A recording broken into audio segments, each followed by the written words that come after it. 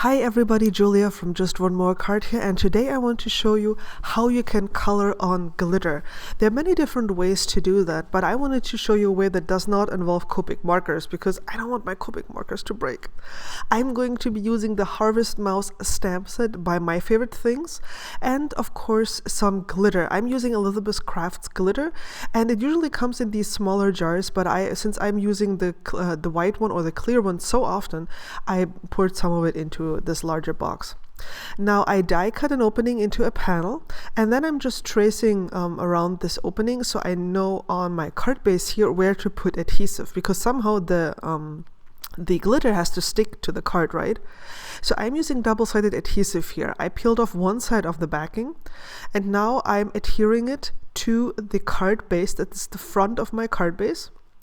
And I'm rubbing really well because you have to make sure that this is very well adhered to your card or to your paper so the adhesive will stick properly. I peeled off the second backer sheet, and you saw where it reflected the light. That's where it's sticky. And I'm just pouring on the glitter. I'm always funneling back the excess right into my box. And then once I've covered all of this with the glitter, I'm using my finger to rub it, and that sets the glitter. That means A, it will stick, and B, it will get more sparkly. Now that I'm done doing that, I am placing my stamps on top of the glitter, and then I'm stamping the images. Now, the first impression wasn't really a deep, rich black, not as deep as I wanted it, so I stamped it in total 3 times on top of each other.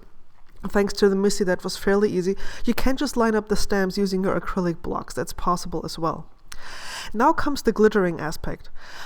You can use these Stabilo markers. You've seen me use them before for watercolor and other techniques.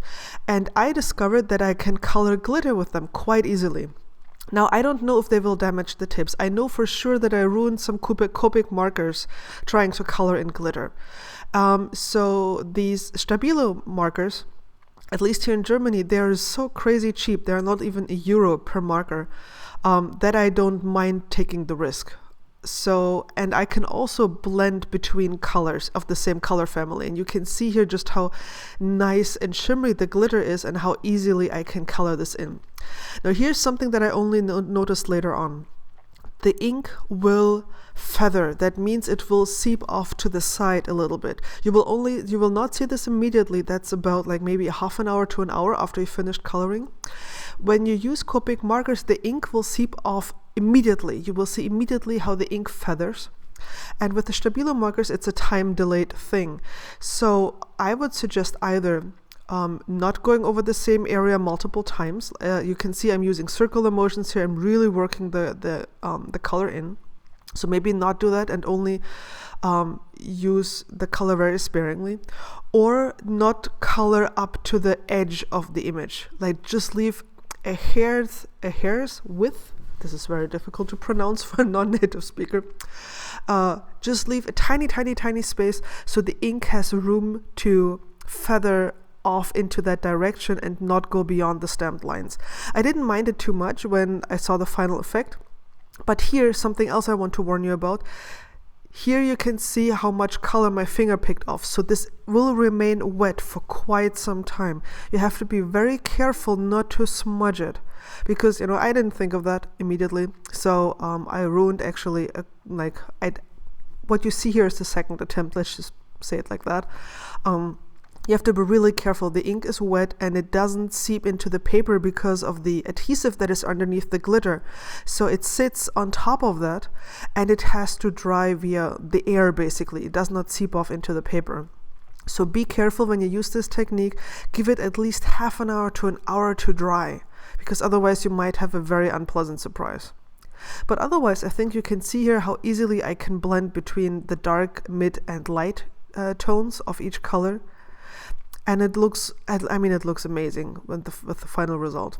Of course, for once, I did not forget to stamp the sentiment on my front panel here before I put everything together. And I just love the I Pick You. It's just so perfect with the image here. I put some foam tape on this panel and then glued it to my card base. Now you can see the mouse through that opening. Then I wanted to add some decoration, and I grabbed these little dots, and they weren't green enough for my taste. So I grabbed a Copic marker and just colored them in, the color that I needed them to be in. And then adhered them into each of these scallops of this jumbo peekaboo die. There we go. Being very careful here not to cut myself. And here's a close-up of the mouse. And you can see the sparkle, and you can see that the color seeped off a little bit, especially around the apples. As I said, like, I don't mind too much. You can only really see it in this close-up. But it's something that you should be aware of when you color. But otherwise, I really like this technique to get more out of glitter and to add something really surprising to your card. If you want to learn different ways how to add glitter to your card, check out these 2 videos as well. And if you subscribe to my channel, you surely won't miss out on any more videos. Thank you so much for watching, and I'll catch you again soon. Bye bye.